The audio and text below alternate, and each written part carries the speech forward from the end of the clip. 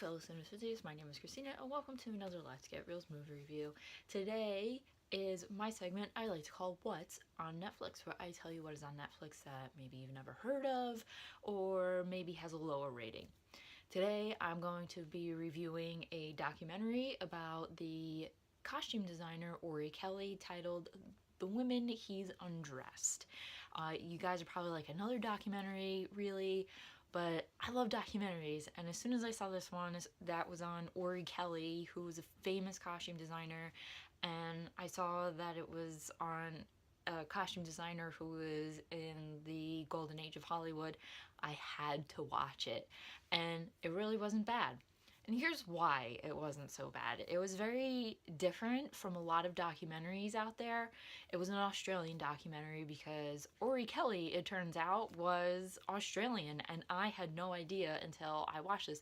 I really didn't know too much about Orry Kelly other than the fact that he designed costumes at Warner Brothers, and he famously designed Marilyn Monroe's costumes for Some Like It Hot, and I'm sure a lot of you guys have seen Some Like It Hot, so you know his costumes, or maybe you've seen Casablanca because he designed Ingrid Bergman's clothes for Casablanca since he was contracted out to Warner Brothers.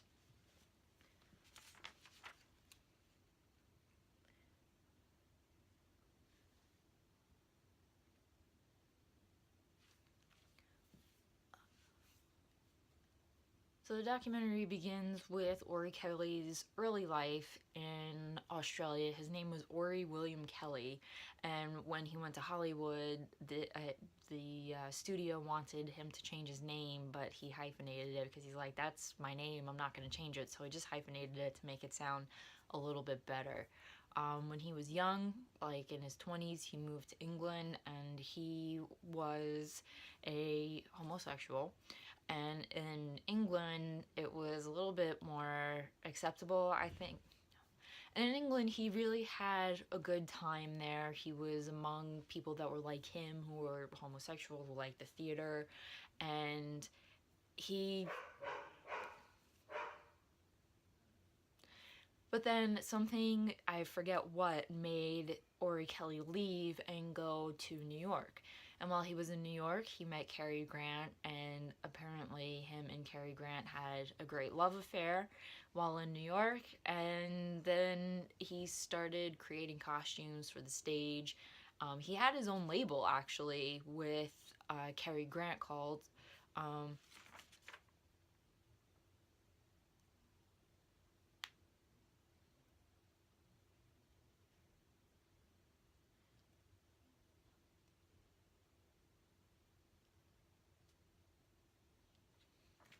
they made ties together, and they sold pretty well. And then Cary Grant went out to LA and became Cary Grant instead of Archie Leach, as Orry Kelly knew him. Eventually, Orry Kelly made his way out to California, and he became this great designer. And it just tells his life. He really was not in the closet about anything, but he did struggle. I believe he did struggle with alcoholism, and he just eventually made a comeback, and he created all these costumes, Some Like It Hot, as I mentioned, and he created these beautiful, endearing costumes, and a lot of them, as the costume designer Deborah Landis, who was interviewed for this documentary, says that Ingrid Bergman's clothes could be worn today that she wore in Casablanca. One of the reasons I like this documentary so much is that it was very different from the typical documentaries that I'm used to watching. It was a mix of an actor acting out things that were written by Orry Kelly or reported, no. And then it was a mix of interviews. So they had Anne Roth, who's a very famous costume designer, and then, as I mentioned, Deborah Landis, but then they had Leonard Maltin interviewed, and a couple of other famous Australian costume designers. I really, really liked all the costume designers, their insight, even Leonard Maltin's insights into the costumes and the movies that Orry Kelly's costumes were in. It's just very, very interesting, and they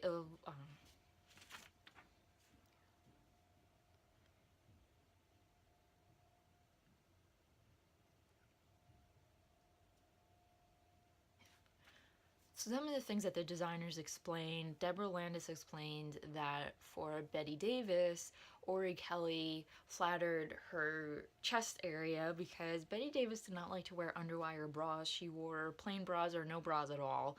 And so to accentuate that area and give it a little bit of something, he always had something put around her neck area and her chest, like little frills, scarves, pins, what have you.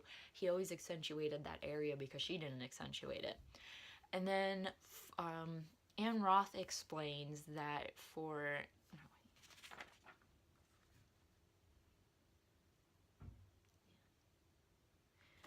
and one of the designers in this movie goes on to explain how in the movie Anti-Mame with Rosalind Russell, how, if you guys are unfamiliar with the story, I'm just going to go say look it up. I've seen the movie a while ago, but this character is very high-spirited, carefree in some scenes, and then she's very serious. So in the movie, in the scenes where she is carefree, she's in bright colors. In the scenes where she's more dramatic, she's in dull, very simple colors. And I love that aspect. I love knowing that. And Orry Kelly he made his costumes to stand out, to symbolize the characters, to just do things. He was a very, very interesting designer. And I'm so happy I watched this documentary because, I learned more about him. Like, I had no idea he was Australian. I have an appreciation for his clothes, and I can't wait to watch my next Warner Brothers movie or either Casablanca again and really take notice of his costumes for mostly the female characters and actresses in these movies. Men's clothes weren't really designed by anyone, they were just more suits. And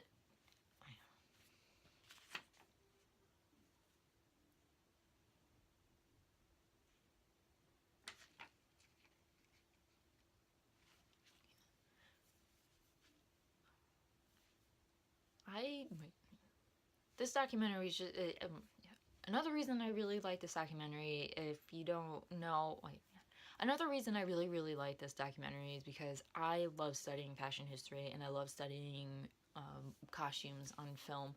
I just love the history of fashion. I like to study the way clothes created an identity or didn't create an identity or helped to shape a, a woman, or they helped to shape characters like Orry Kelly's did. And they, even today, when you watch TV shows like, Brooklyn Nine-Nine, for example, you have this character, Rosa Diaz, who's a badass, and she's always in leather. She's always in these tough kind of looking clothes, usually darker colors, nothing too light, and you get a sense for who she is, and it helps the actress get into the character of Rosa Diaz a little bit.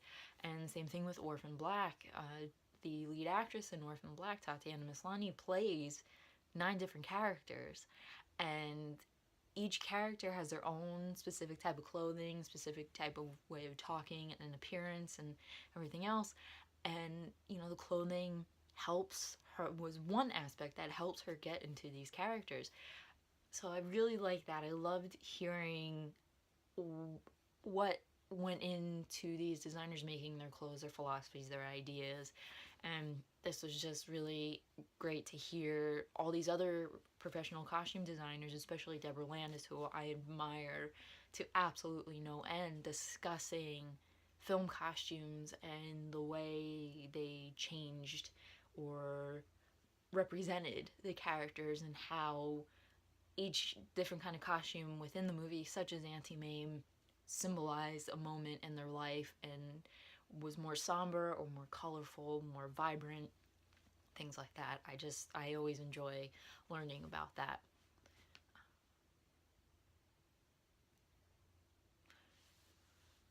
I highly encourage anyone who is interested in fashion studies, in costume design, movie costume design, to watch Orry Kelly, The Women He's Undressed.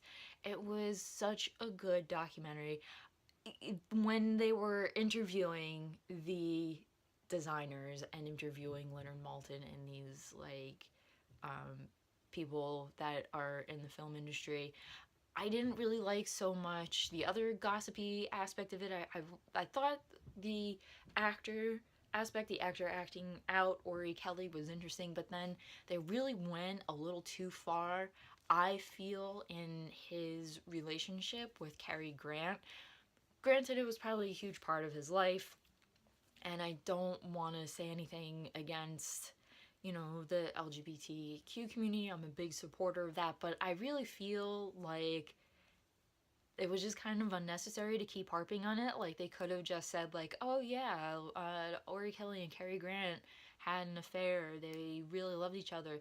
If they only mentioned it like once or twice, but they made it like almost as prominent as talking about his clothes. And I guess I was really just more interested and invested in the part where they talked about how he came to be a costumer, how he designed his clothes and made his clothes, than I was in like his personal life. But that's just me. I'm not really too big into learning about anyone's personal life. I always like, if it's a movie star, I want to know their professional thoughts and, what it was like making their movies, and with costume designers, what it was like making their costumes and the inspiration behind their costumes. So I wasn't really into that gossipy aspect of this documentary. That was my review of Orry Kelly, The Women He's Undressed. If you liked this review in any way, please give it a thumbs up. If you have seen Orry Kelly, The Women He's Undressed, leave any of your comments down below, because I would love to talk about this. If you're just into costume design, fashion, anything that has to deal with designing clothes, leave them down there and we can discuss that. If you like Orry Kelly's movies, any of his costumes, leave that there. And also in the comments, if you have any suggestions of what I should watch on Netflix or any other movies that are not on Netflix, leave them there. And if I pick your movie and I watch it and I review it, I will give you a shout out. And don't forget to hit that subscribe button for future What's on Netflix and other Let's Get Reels movie reveals, because that is what I like to do here. And as always, keep watching movies and stay absolutely fabulous.